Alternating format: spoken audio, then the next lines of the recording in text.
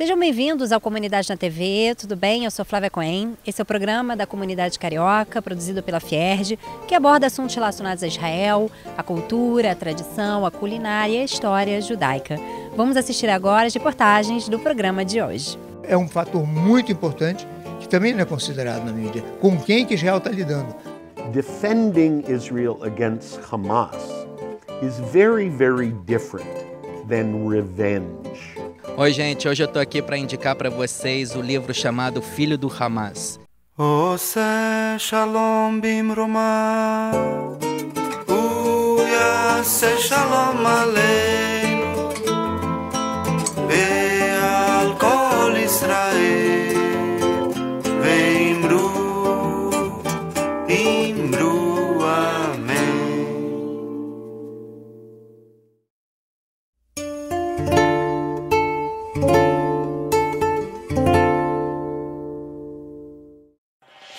A Comunidade na TV entrevistou o historiador Paulo Geiger, que falou sobre o atual panorama do conflito no Oriente Médio entre Israel e o Hamas e os reflexos da guerra na mídia e nas relações entre Israel e o mundo. O grande fator novo para Israel é que pela primeira vez se descobriu uma rede de terrorismo por baixo da terra de Israel. Ou seja, não é que em Gaza há bases que lançam foguetes que você vai se defender atacando os foguetes. Porque Israel tem que se defender atacando. Israel não pode se defender dentro do seu território, que é muito exíguo, muito pequeno para isso. Mas pela primeira vez Israel tem uma rede subterrânea chegando às suas populações civis. Isso é um fato novo. E quando o Netanyahu diz para o Obama que Israel não vai sair de lá enquanto não acabar com essa rede subterrânea, ele não está fazendo isso para atacar o Hamas, está fazendo para se defender.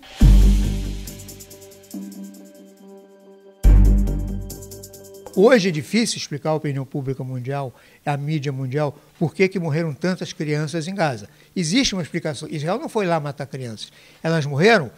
A desproporcionalidade vem de um fato que Israel teria que explicar, teria que tentar explicar. Mas para ele é mais importante destruir os foguetes que estão lá, com todo o custo que possa vir a sua imagem e a rejeição que ele enfrenta na mídia mundial. O importante dele hoje é preservar a sua existência, a sua população. É não deixar que os túneis vão desembocar em Kibbutzim, não deixar que os foguetes sejam disparados em cima de população civil. Então, diante dessa circunstância, a opinião pública, digamos, a Public Relations de Israel fica em segundo plano. Eles mesmos reconhecem isso. Um político de Israel, do Knesset, disse: nós já perdemos a guerra da opinião pública, mas nós não temos alternativa. A alternativa, para ser simpático, é nos deixar destruir. Então, nós não temos alternativa. A Golda Meir já disse isso. Eu prefiro que nos acusem do que chorem a nossa extinção. Então, é uma realidade que Israel aprendeu do Holocausto, que os judeus aprenderam do Holocausto, Israel aprendeu na sua carne, e ele sabe que, apesar disso, o preço da sua existência não está em jogo. Ele não vai conquistar a opinião pública ao preço de sua própria existência. E se for necessário ser desproporcional na reação, ele será.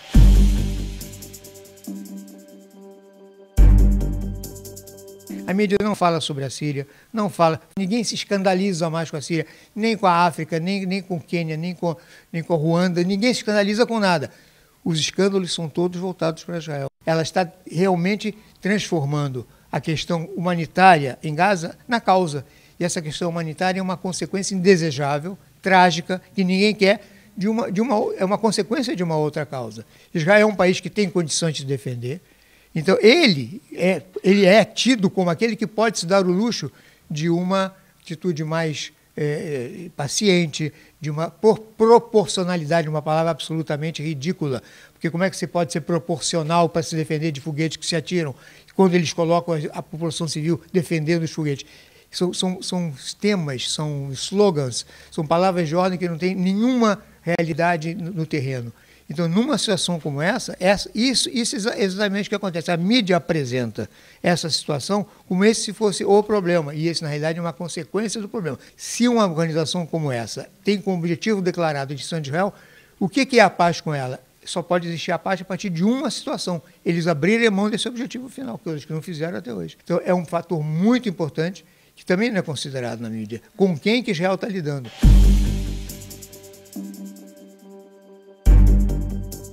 A situação na Europa, em que existem hoje uma quantidade muito grande de muçulmanos em todos os países, na França principalmente, na Inglaterra, na Holanda, na Alemanha, faz com que as incitações locais, as palavras de ordem que eram apenas anti-sionistas, anti-israelenses ao mesmo tempo, começam a se transformar de novo num antissemitismo cada vez mais declarado. Quer dizer, já não se fala mais de Israel, já se fala abertamente de judeu porco na Alemanha, em Berlim já se trata o judeu. Então existe um recrudescimento, uma reverberação desta vez desse conflito, que é preocupante porque ele está lançando que você não sabe onde vão parar. Aquele conflito local está se transformando numa onda mundial de rejeição.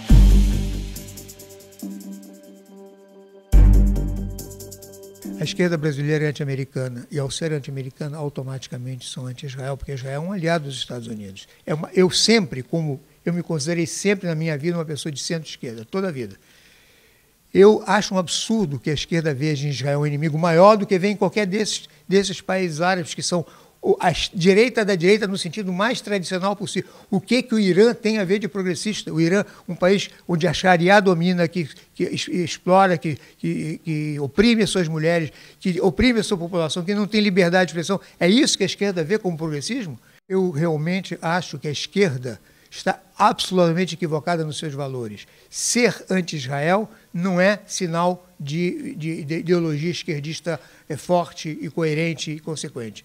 Israel tem muito mais a ver com a esquerda do que a maioria dos países árabes que a esquerda, por ser anti-israelense, aprova e estimula.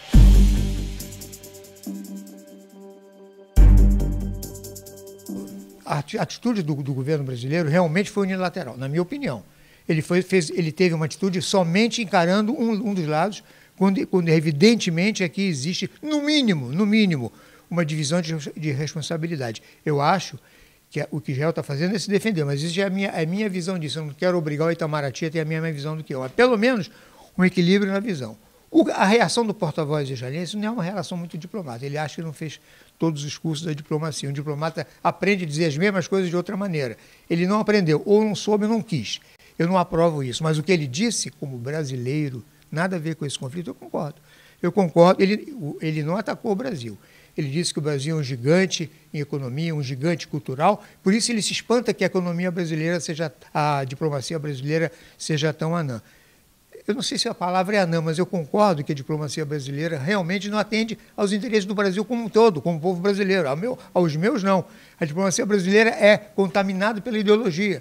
Se esse ideologicamente está mais ou menos de acordo com a minha visão, então isso não faz parte da tradição diplomática do Brasil.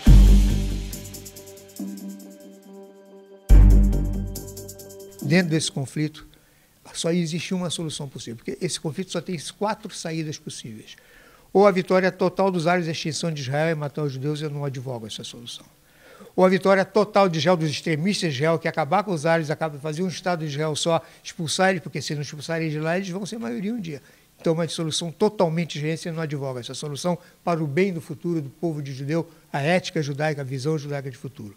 A situação atual, sempre tendo guerra, sempre voltando à guerra, a cada X anos voltando o conflito, também não acho que seja a melhor solução. O que resta? 2 povos, 2 estados. É a única solução que, se for verdadeira, realmente verdadeira, não a solução do Hamas, de um Estado que vai ser no futuro, o objetivo dele é acabar com o outro lado também. Não é. A solução verdadeira e definitiva, fim total do conflito, de todas as reivindicações, 2 Estados para 2 povos. Essa pode ser a abertura arriscada, complicada, que exige muito cuidado, mas que pode abrir o caminho para uma mudança de direção do conflito que vai levar a paz no coração dos povos.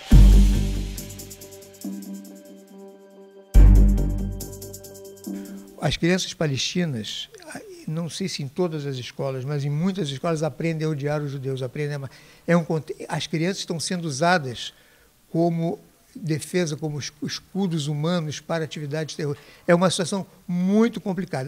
A única paz verdadeira é que nasce no coração dos povos. Não é a paz que está nos tratados, nas relações comerciais. Essa se rasga em um segundo. Se você tem paz no coração dos povos, você tem esperança de paz. Porque os povos não vão querer a guerra. Essa paz está muito distante do Oriente Médio. Mas, se conseguir uma paz contratual muito arriscada, para Israel principalmente, muito difícil de conseguir, com muitas concessões, com muito sofrimento, com muita abrir mão de muita coisa dos 2 lados, se conseguir essa paz que é muito frágil, em cima de toda a educação de 100 anos de conflito, Se se conseguir essa paz, pode ser que daqui a uma geração ou duas a paz nasça do coração.